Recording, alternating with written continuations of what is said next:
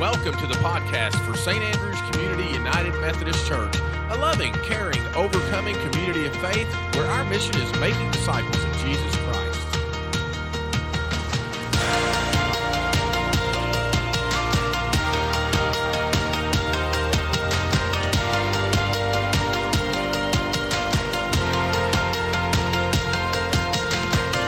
Good afternoon and welcome to St. Andrew's Community United Methodist Church weekly podcast. We are excited that you're able to join us today and excited for the topic that we're going to talk about. I loved your sermon on Sunday and excited to dig a little bit deeper into it. How are you doing today, D.A.? I'm doing good. I'm kind of, for y'all that don't know, Jeff's monitor's over there, and so it's delayed, but I can see it, and I really wanted to know if I was camouflaged, with a gray shirt and gray hair, And the gray wall right behind you. Exactly. I just wondered if people could see me, but I'm doing really well.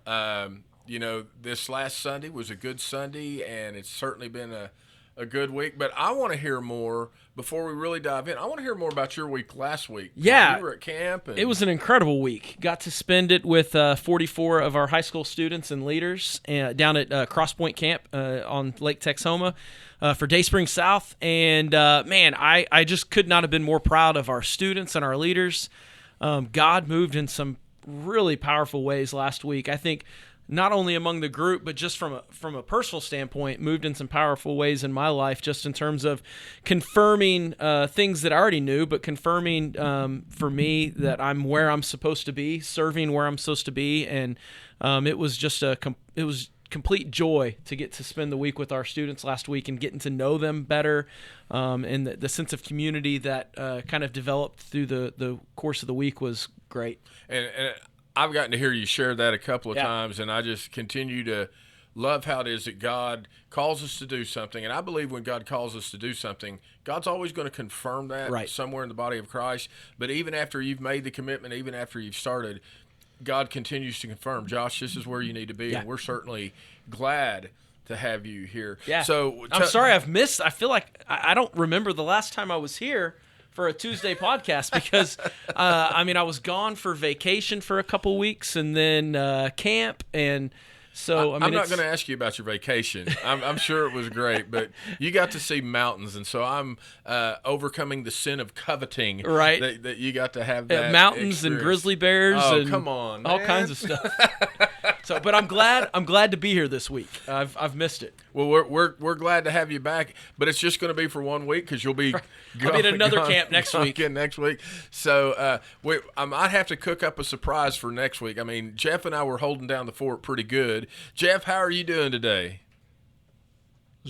Well, now I'm doing good. Now that you got your now that I'm sound turned on, unmuted. yeah. So doing well. Just like you said, holding down the fort last week. We did definitely miss you, Josh. But all our viewers had to settle for me. So I'm glad you're back. It's good to be back. Well, this series we're doing, Creating the Church, we finally got to scoot forward a couple of chapters. We've been looking at Acts 2:42 and what the disciples, what the early believers in Christ were devoted to in terms of forming the church and forming Christian community. And it's all fun and games. Everything is good. Everything is blessed in Acts chapter 2. But Acts chapter 4, we begin to see it take a turn. And that's what we looked at last week, how it was the apostles had gotten in trouble with the Jewish leaders, and it made perfect sense to me that the Jewish leaders did not want them in the temple preaching a doctrine that they did not believe in. I mean, that makes perfect sense. But they didn't know what to do with them because they were afraid that people would riot after seeing this miracle performed, and so they threatened them. And one of the things that I believe, I don't know that we need to explain this a whole lot, but let's go into it a little bit, is there are threats against the church today. Yeah. And that's why I started off the sermon by saying the church is a people that needs great boldness today, that the church still needs to be bold in our proclamation. Yeah, absolutely. And as you were preaching Sunday and reading through the scripture and thinking of this idea of boldness, what kept coming to mind for me was from Matthew, Jesus saying, "You are the salt of the earth. Okay, you are the light." And I think of boldness in terms of salt. Boldness I think, increase or intensifies what's already there. And so when I think of boldness in the church, we're called to be bold. We're created to be bold. We need to be bold. I think of it across the way, right? We need to be bold in prayer. We need to be bold in love. We need to be bold in evangelism. We need to be bold in hospitality and welcoming people. I think boldness intensifies what we already should be doing, describes how we should be doing it. We shouldn't be timid. We shouldn't be afraid. And I think it's, we see that play out in this chapter of Acts. Right. But that's what kept coming to mind, is this idea of we are the salt of the earth. And we need to live that out. And as I was thinking about this idea of boldness. Yeah, and the saying that Jesus also has, he says, so salt loses its flavor, what good is it? Right. And so when I think of the church being in need of great boldness, one of the things I think of is because meekness, did that make sense? Could I say that more clearly? Meekness does not always serve us well. Now, that's not saying there aren't times that in the church that it's unwise to be silent. Right. But we need to be careful in how we do that. I remember years ago, I went to a conference. I was loosely associated with this ministry and kind of felt an obligation to go, but I just disagreed with so much of what was being shared. And after the conference was over, this group was having a meeting, and we were waiting for people to get there, and they were reading through the evaluations. The person that put it on wanted to know what the evaluation said. And all of a sudden she goes, well, and she read this evaluation out loud. And she goes, does anybody else feel that way? And people were like, well, no, we didn't feel that way at all. And I'm sitting there going, that's my evaluation. But I did not feel the need to speak up in that, not out of cowardice. It's just like, arguing is not going to do any good. Yeah, I think that there's a difference between being bold and being loud. There's a difference between being bold and being arrogant. I mean, I think sometimes we associate those things with boldness, but I mean, obviously, as the church, we're called to be bold in love. Right. We do and speak in love, and you can be bold and be loving. And so, I think that there's times where maybe we do say something or can say something, but it's not really going to make a difference, right? I think Jesus was in that situation as Pontius Pilate is asking him these questions, and he could boldly say whatever he wanted in that moment, but he recognized and realized it's really not going to make a difference. Yeah. We know where this is going, and so he sat in basic quiet, silently. Yeah. Pilate asked Jesus, are you a king? And Jesus doesn't answer him as directly, but, well, my kingdom is not of this world. He says, well, you are a king. Right.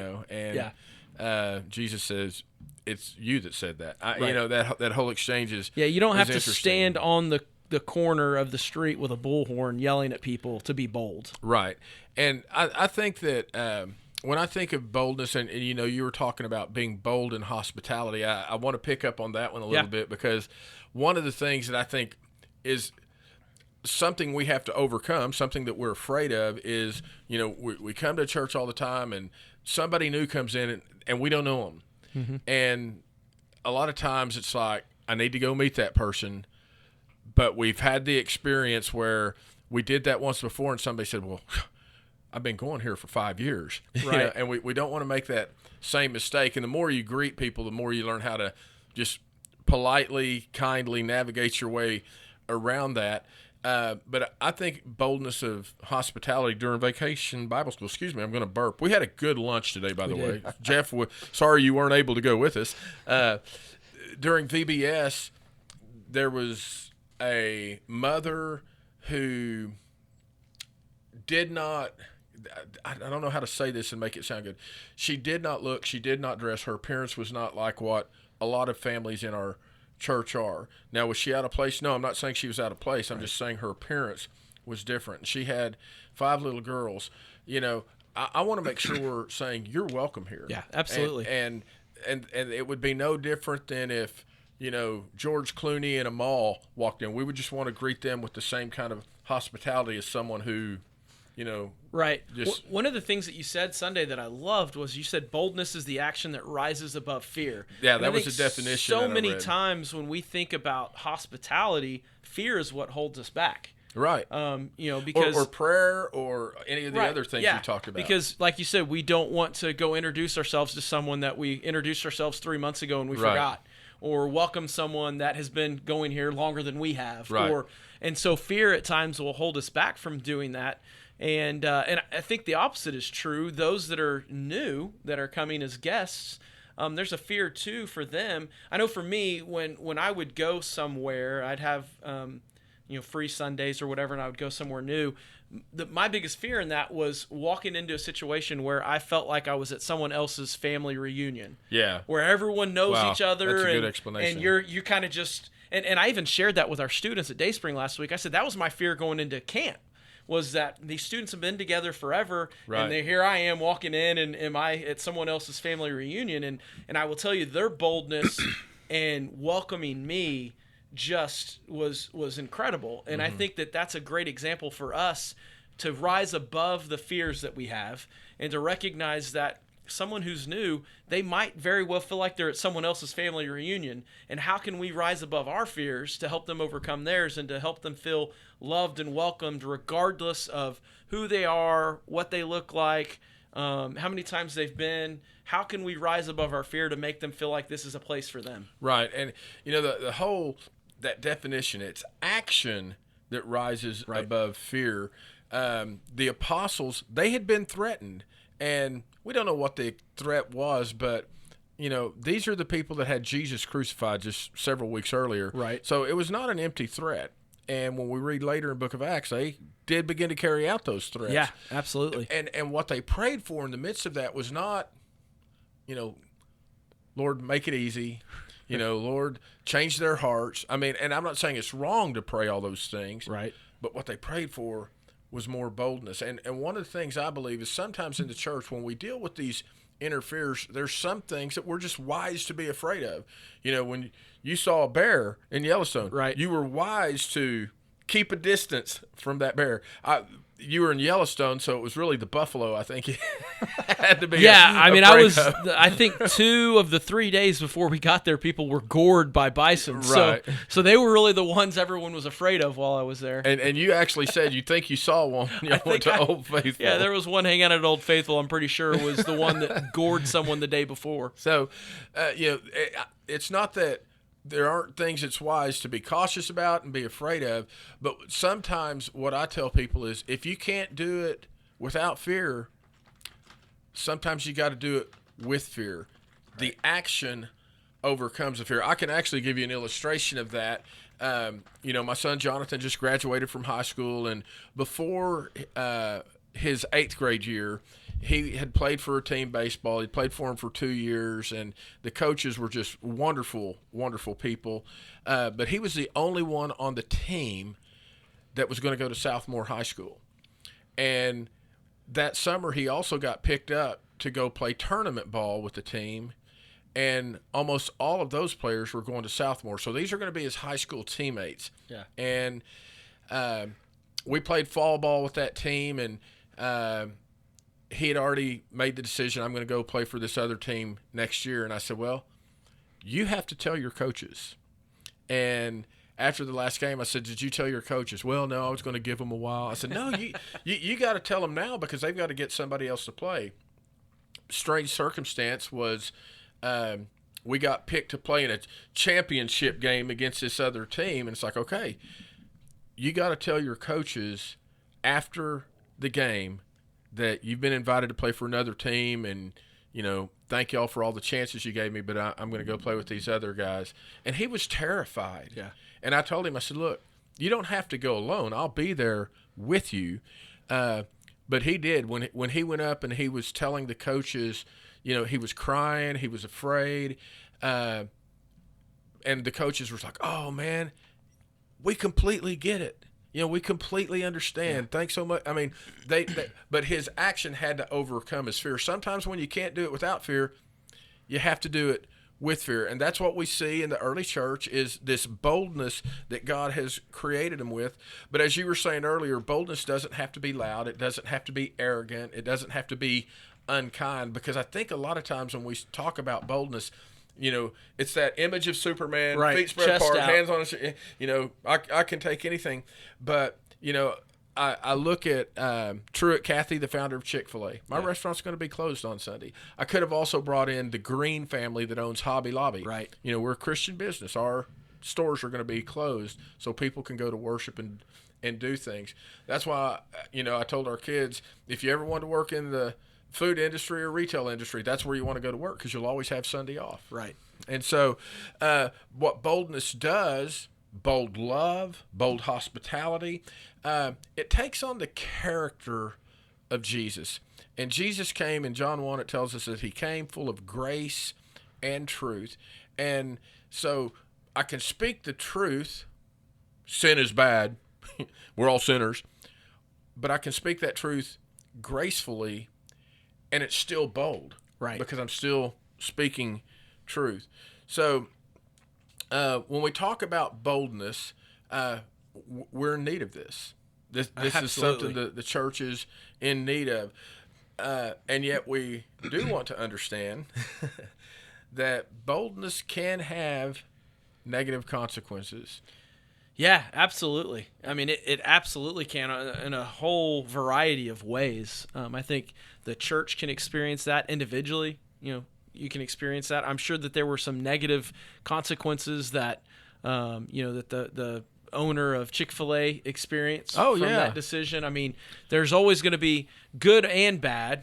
Any decision that we make, anything we do, we're going to experience consequences. I mean, that's, I feel like half of what being a parent is trying to teach your kids that there's going to be consequences regardless of what you do here. And every decision you make has a consequence, and sometimes they're good and sometimes they're hard, and that's just one of the things I felt compelled to share Sunday and want us to be clear on is, we can pray for more boldness, and God can give us more boldness, but that doesn't mean it's all going to be rosy. Right. That doesn't mean it's all going to be easy. Some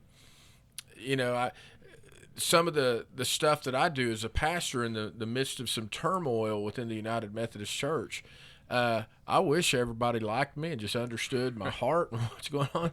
But, people say mean things to me, Josh. Yeah. Well, I've been and one called thing, names. Through 20 years of student ministry, one thing that I've tried to teach students, because I think there's this false assumption out there that if I give my life to Christ, if I choose to follow Jesus, then everything's going to fall into place. Life is going to be great. I'm not going to face any obstacles. It's going to be great. But the reality is sometimes the opposite is true. We actually are moved to the front lines of this, spiritual battle that we don't see going on.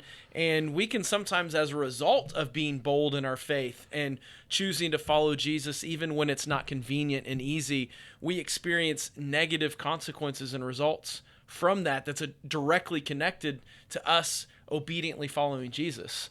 Yeah, and I think social media is a place where this plays out a lot, is because somebody will post something that they feel is a bold declaration of truth that needs to be out there. And if you're on Facebook, which, you may be watching this on Facebook right now, so I guess you would be, then some people can make a comment and it just blows up into an argument. And I've got a good friend, Rudy Freeze, pastor down in Duncan, Rudy, and he used to always write on Facebook, "Don't feed the trolls." He'd even say, I almost did it. Don't feed the trolls, because if you don't want to deal with the negative consequences of making a bold statement, just don't say anything. Right. Yeah, I had to learn a long time ago. I used to think me acting boldly was putting my 2 cents in every single thing posted and arguing with people and arguing my side. And I finally have learned over the course of the last 10 years, it's actually, for me, it's more bold for me to just remain silent on some of those posts and to not even not even enter into those waters, because I've realized that it doesn't really do any good, and it just makes people angry. People get fired up. And I don't mind making people angry for the right reasons, but social media in so many ways is not the place to have those conversations and to make certain statements. And that's why I don't post very often on social media, because that's just drama I don't need in my life. But I would hope, and I would even think, that doesn't mean I lack boldness. I mean, what I would do, and if you're ever someone you're like, well, when I see something on Facebook or Twitter or whatever, I've got to put my 2 cents worth in. Let me recommend this, because it's bold, but it's grace and truth. And that is, I can give you an example. A friend of mine, local pastor, serves a church in our district. I've known him for a long time, and I have been on the conference board of ministry. I was on there for 8 years, and then I've been on the district committee for ministry a lot. Right. And he was going through the process, and he posted something that said, yeah, when did the DCOM ever care about us?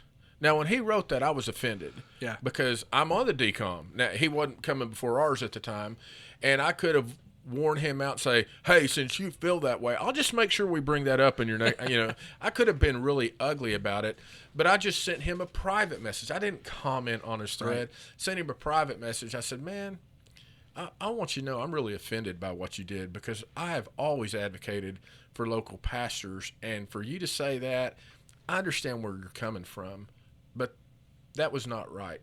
And his response was, I'm sorry, I will take that down immediately. Yeah. If I had blown it up, it would have started a big argument between haves and have-nots. Right. But took the risk. I'm going to tell you, you're my friend, you're my brother. I really disagree with you. But it wasn't done. The boldness did not have to be arrogant. I didn't have to pull rank on him. Hey, I'm on the DCOM. You're, right. I didn't have to do that. It was a boldness in, because I love you, and because I think I know your heart, and because I know your frustration. I'm going to tell you that's inappropriate. Yeah, absolutely. And I think that introduces or reintroduces the relationship side of things back to those conversations. Mm-hmm. And so many times, even if it's not anonymous, those conversations that take place or arguments that take place in public forums like social media, the relationship has been removed, and it just becomes mudslinging, and it's not good for anyone. And, the reason I'm smiling when he says that is Josh and I both got an email last Friday night from somebody that thought they were being bold and saying some stuff. And, I mean, before I read it, my phone is blowing up from other people saying, we got to do this, we got to do that. And after I read it, I just responded to the email and said, who are you? Because it was a fake email account, or it wasn't fake. Excuse me, it was real, but it didn't identify who sent it. Right. And I sent the reply, who are you? And it came back that it was evidently something that somebody set up an email account, sent this email out, and then deleted the account. So whenever you sent it, it came back, hey, you're sending this to an email. It's like a whole other level or layer of anonymous. And it, it's like, okay, that's not bold. What they said was arrogant. It was angry. It was lacking of love.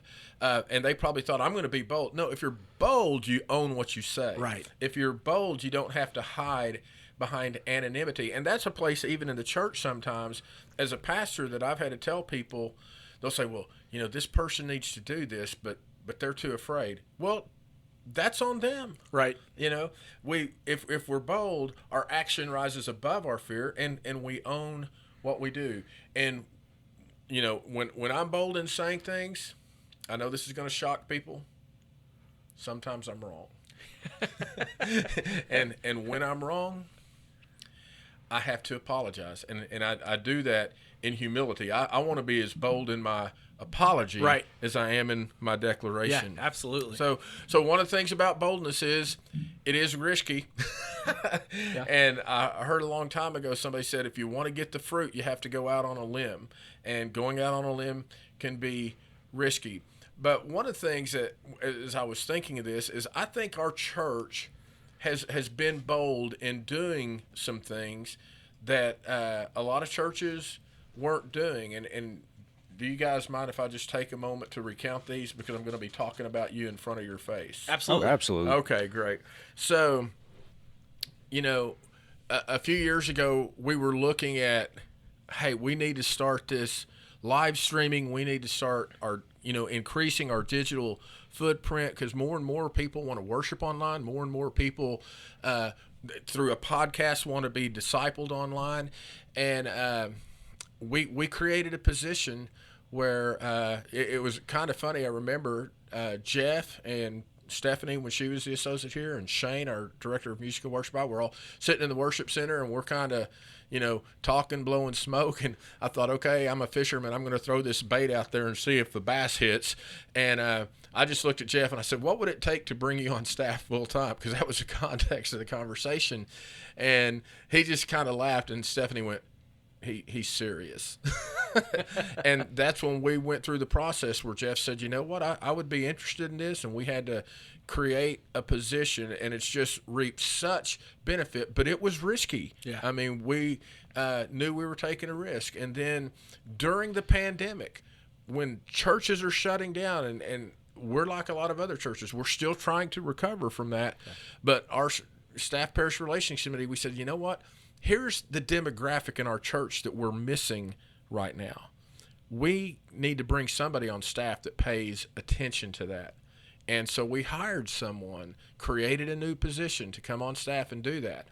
And then last year, when we knew we were in the place where we've always had someone lead our student ministries, we need to bring someone on to lead that. And of course, our relationship was such that I knew that you didn't feel like you were where you were supposed to be.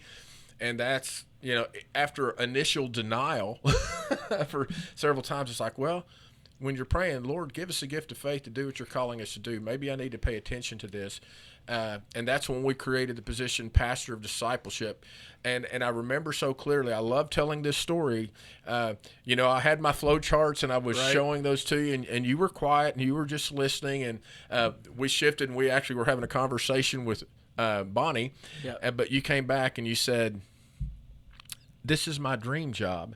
And it's like, okay, we've got the right job, we've got the right person, but this is way out of what we're planning to do. And we took it through the processes of the church, and it's worked out. And I don't think you can really live a Christian life and be safe all the time. Yeah. You got to take risk. Risk is part of it. I think that if you're not taking risks, you're not following Jesus. And Jesus seems to have a lot more faith in us than we have in ourselves. There's this incredible talk online on YouTube from Francis Chan. And I don't remember the context of the sermon, but he uses this illustration of a balance beam in gymnastics. And he gets up on this balance beam, and he lays on it, and he just is hugging it tight. And he, all along the way, he's telling the story of following Jesus and not taking risks. And then he does this, silly dismount from it, and is like, oh, there. Yeah. And he's using this example of, that's not really doing the balance beam. Right. That's not really what it is. And when we don't take risks, I think that we're missing the all of the blessings that Jesus has for us and for the church. I think that the risk is part of it, and it's worth it every time, even when it doesn't pay off, even when it maybe doesn't work out how we think. 100% of the time, I believe taking the risk as the church is worth it. And I love that illustration, because that is good. Is because sometimes we just want to hold on, and Jesus is saying, no, loosen your grip. Yeah, live life. Follow me. And it's like, Lord, you don't understand. I'm afraid. No, Jesus had Gethsemane. He understands what it's like to look at something you have to do and be filled with fear. But our Savior has modeled for us that boldness is when our action overcomes our fear. Right. So you have any closing thoughts for us today? Jeff, did we have any questions? Yeah, what questions might we have? You guys are on topic. Okay, so great. You guys have been so bold in your explanation of boldness that you do not have any questions. All right. Yeah, really, my closing thought is just a word of encouragement to those that are watching with us right now, or may watch us later on. Is just be bold in your faith.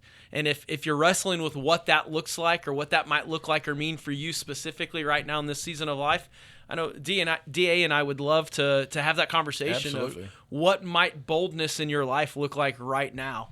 because I think that may look different for all of us based Right. on our spiritual gifts, our season of life, all the various things. I think boldness might look different for each of us, but I think that we're all being called to live that bold life in following Jesus. Exactly. And friends, I want to thank you for listening and watching today. It's always our pleasure. We have a whole lot of fun doing this, and we hope it's beneficial to you. Our prayer is always that we are communicating words that God is speaking into your heart, and we want to bring glory and honor to Him.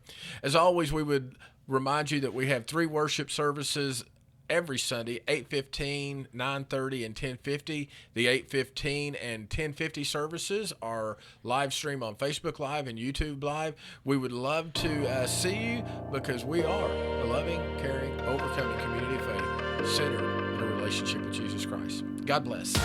Hey friends, D.A. Bennett, St. Andrews Community United Methodist Church. I want you to know that we are discovering some real blessing and benefit of digital discipleship, but we also want to talk to you about subscribing to our YouTube channel. Again, it's under the church's name, and you'll get some different video devotions each day. So if you're looking for another venue, maybe it'll work for you. God bless.